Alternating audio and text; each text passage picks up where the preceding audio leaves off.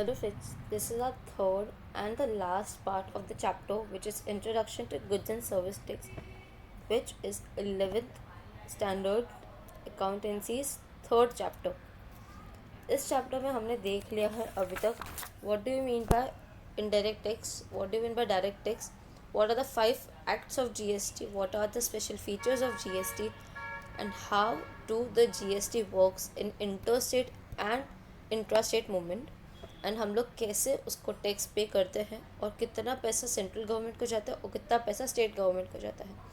Now in this last part of the video we are going to see the different slab rates on which the GST works. So let's get started. Before heading to the rates of GST, the one topic which we missed is benefits of GST. Benefits of GST are one tax.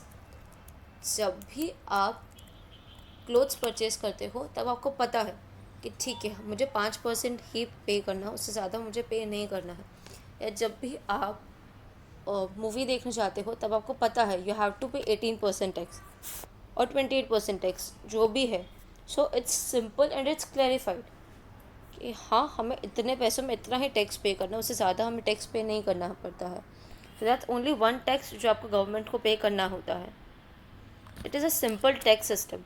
Simple इसके लिए क्योंकि आपको ज़्यादा से ज़्यादा tax rates याद नहीं रखने पड़ते हैं, आपको कॉम्प्लिकेशंस में नहीं जाना पड़ता है कि मैंने बाहर से गुड्स मंगाए तो मुझे इतना पे करना पड़ेगा, मुझे कस्टम टैक्स इतना पे करना पड़ेगा, मुझे सेल्स टैक्स का इतना हिसाब रखना पड़ेगा. No, it's only one tax which you have to maintain the records of, which is GST. Then the next benefit of GST, the third one is removal of double taxation. Double taxation में क्या होता है कि जितना भी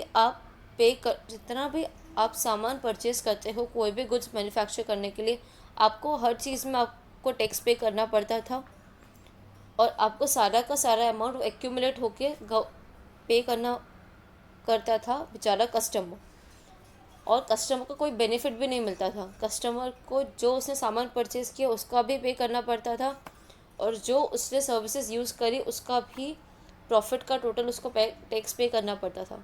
ठीक है, उसकी वजह से बहुत ज़्यादा डुप्लीकेशंस होने लग गए थे कि कस्टमर 2 बार टैक्स पे करता था, जो उसने गुड्स एंड सर्विसेज यूज़ करी उस पर भी, जो उसने इनकम अर्न करी उस पर.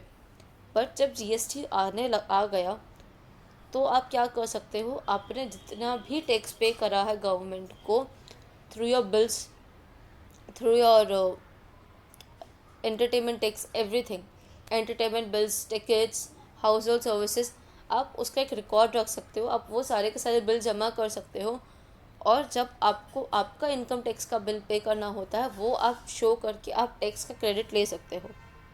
So that is how double taxation is removed. Benefit of price reduction.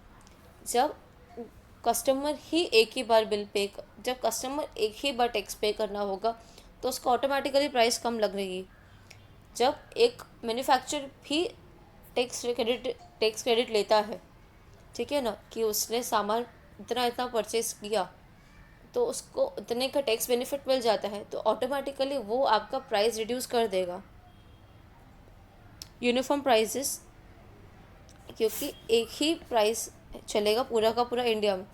ऐसा नहीं कि आपने ज़ारा से क्लोथ्स परचेज़ किए गुजरात से तो आपको 5% टैक्स पे करना पड़ा, और वही ज़ारा से आपने सेम ड्रेस परचेज़ करी दिल्ली से तो आपको 10% टैक्स पे करना पड़ा. नहीं, सब जगह पे 5% ही लगेगा ज़ारा में या कोई भी क्लोथ्स पे.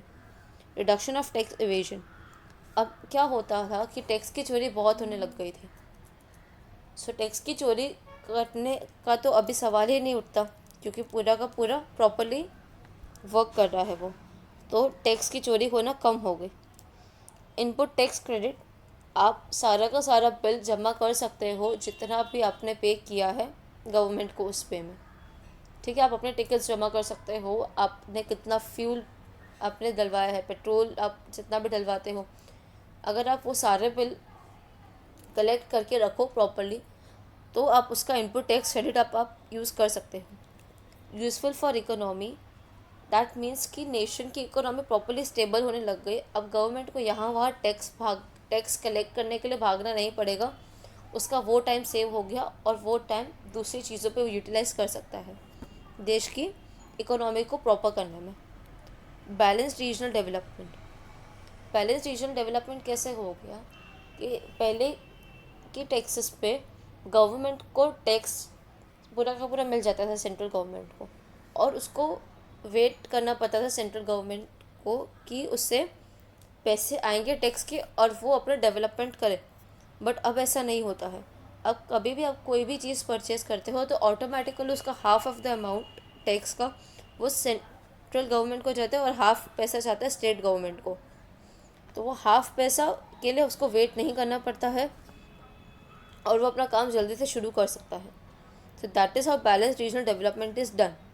और सारी की सारी जगह पे टैक्स रेट सेम ही है, तो कोई भी कंप्लेन नहीं कर सकता कि भाई झारखंड में 10% टैक्स कलेक्ट हो रहा है और गुजरात में सिर्फ 5% टैक्स कलेक्ट हो रहा है कपड़ों पे।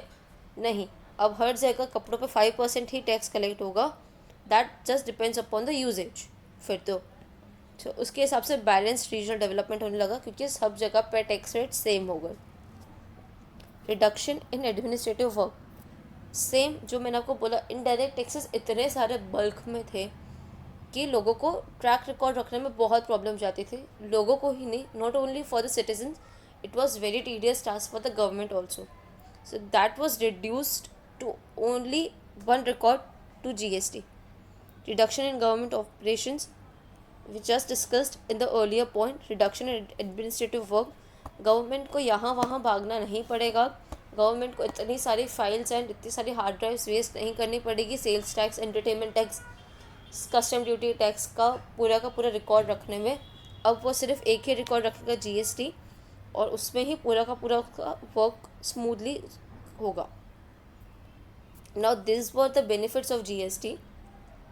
अब आप सोच रहे होंगे दैट क्वेश्चन रिमेन अनआंसर्ड कि सूरत में इतना ज़्यादा क्यों अपोज होने लग गया था जब GST आया था। Not only in Surat but it was opposed by the whole nation. हुआ ऐसा था, पहले क्लोथ्स पे 0% टैक्स रेट था और फिर अचानक से क्लोथ्स पे आ गया था 5% टैक्स रेट। सो नाउ जो भी चीज़ें ब्लैक में वर्क कर रही थी क्लोथिंग मार्केट में और बहुत सारी जगह पे, now it was transparent. Now the working became transparent. उसके हिसाब से लोगों ने बहुत ज़्यादा अपोज किया। और जब GST आया था तब GST के proper rules, regulation, laws, functions किसी को भी नहीं पता थे, not to the chartered accountants.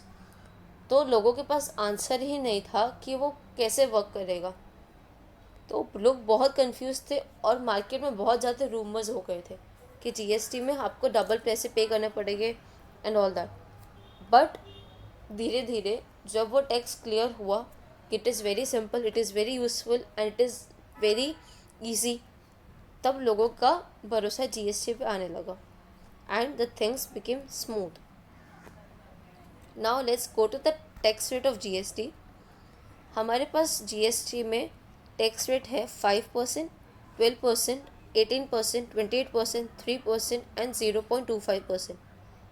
अब ये जैसे हमने देखा था लास्ट टाइम कि अगर आप कोई भी इंट्रा स्टेट परचेज या सेल्स कर रहे हैं तो आधा पैसा जाता है सेंट्रल गवर्नमेंट को और आधा पैसा जाता है स्टेट गवर्नमेंट को।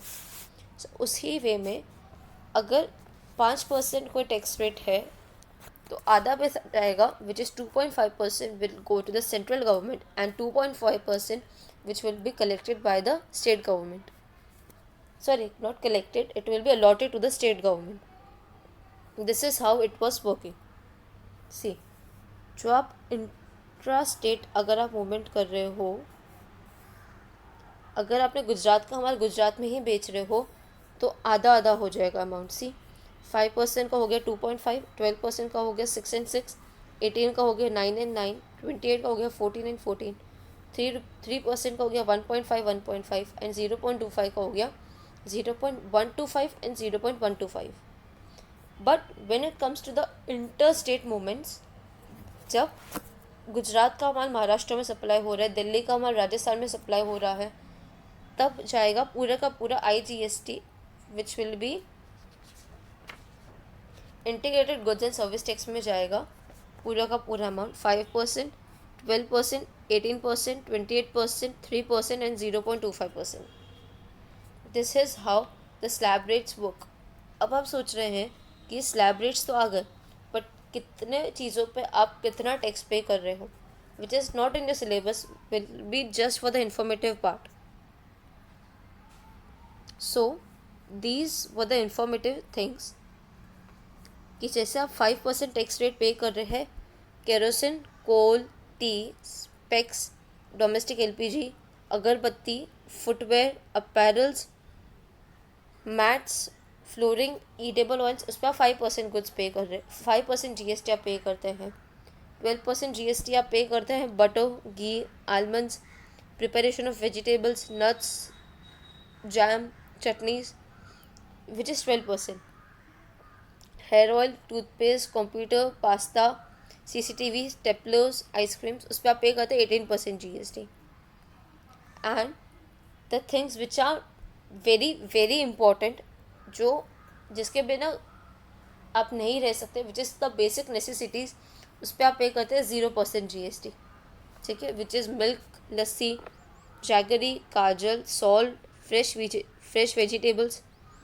अब आप बात कर रहे होंगे कि यहाँ पे भी वेजिटेबल्स हैं एंड आपने नीचे भी एक जगह पे वेजिटेबल्स देखा है, but that are packed vegetables, so don't get confused in that. This was all about the goods, but when we talk about some popular goods and services, these are the points कि जब आप 5% पे कर रहे हैं, जब आप 28% पे कर रहे हैं, जब आप 12% पे कर रहे हैं, जब आप 18% पे कर रहे हैं. These are only for the information point of view. ये आपको एग्ज़ाम में नहीं है and these are not in your syllabus. But आपको पता होना चाहिए कि कब आप 5% पे कर रहे हैं, कब आप 12% पे कर रहे हैं, कब आप 18% पे कर रहे हैं, कब आप 28% पे कर रहे हैं. जब आप सिनेमाज में जाते हैं या आप होटल्स में जाते हैं, तब आप पे करते हैं 28%. सी, तब आप पे करते हैं उसको 28%. जब आप नॉर्मल अपने फूड, वेजिटेबल्स, पैक्ड आइटम्स लेते हैं, तब आप उसको पे करते हैं 5%. When you buy machine like washing machine, cameras, shampoos, any electronic items, you pay 18% tax rates. So this is all about the tax rates and all about GST. This was a very informative and a short chapter of your syllabus. इस chapter में mostly आपको सिर्फ theories ही हैं. You have to do the theories properly so that you can score a good marks. Stay connected for the more videos. This chapter ends over here only. Thank you.